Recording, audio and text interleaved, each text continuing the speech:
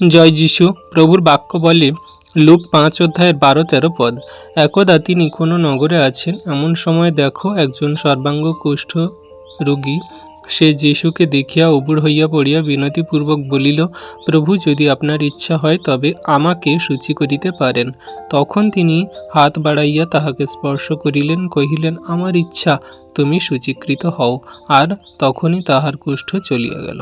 তাহলে বিশ্বাসী সন্তানটা আমরা এখানে দেখছি যে একজন কুষ্ঠ রোগী, সে প্রভুর বিষয়ে জানতো, তার কাছে এসে বিনতি করল এবং তার কাছে তার হৃদয়মন আত্মা উজাড় করে দিয়ে সে উবুড় হয়ে তাকে প্রণিপাত করে বলছে, প্রভু, আমার ইচ্ছা নয় কিন্তু তোমার ইচ্ছা পূর্ণ হোক। তুমি আমার যদি ইচ্ছা করো তাহলে সুস্থ করতে পারো, তুমি আমাকে শুচি করতে পারো, তোমার যদি ইচ্ছা হয়। এখানে আমার কোনো ইচ্ছা নেই, কারণ তুমি পারো একমাত্র এগুলো করতে। তাই তোমার কাছে আমি আমার ইচ্ছাকে রাখলাম, তোমার যদি ইচ্ছা হয় তাহলে তুমি আমাকে শুচি করো। আর প্রভু যিশু কী করলো?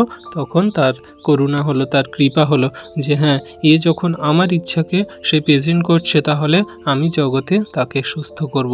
আমি তাকে দেখাবো যে আমি তাকে ভালোবাসি, প্রেম করি। শুধু তাকে নয়, জগতের সমস্ত মানুষকে তিনি ভালোবাসেন। যখন আমাদের সমস্ত ইচ্ছেগুলোকে প্রভুর কাছে দেব, তাহলে ঈশ্বর প্রভু সেইভাবেই সুস্থ করবেন। আর এটাই বলবেন যে আমার ইচ্ছা, তুমি শুচীকৃত হও। তাই আমাদের যে সমস্ত পাপ, মন্দতা, শয়তান দিয়াবলে কার্য জীবনে হচ্ছে, সমস্ত কিছু আমরা ঈশ্বরের হাতে তুলে দিই। আর আমরা বলি, প্রভু, আমাদের ইচ্ছা না, তোমার ইচ্ছা যদি হয় তুমি আমাকে শুচি করতে পারো, ক্ষমা করতে পারো, পাপ থেকে উদ্ধার করতে পারো, আমার জীবনে মহিমা কার্য করতে পারো। তাহলে আমরা ঈশ্বরের হাতে যখন আমাদের সমস্ত ভার দেব, ইচ্ছা দেব, তিনি তার ইচ্ছা আমাদের জীবনে পূরণ করবেন। তাই তো আমরা প্রার্থনা শেষে বলি, আমাদের ইচ্ছা নয় প্রভু, তোমার ইচ্ছা আমাদের জীবনে পূর্ণ হোক। তো এটাই আমরা সবসময় যেন বলি। ঈশ্বর প্রভু আমাদেরকে সকলকে আশীর্বাদ করছেন এবং করবেন। আমেন।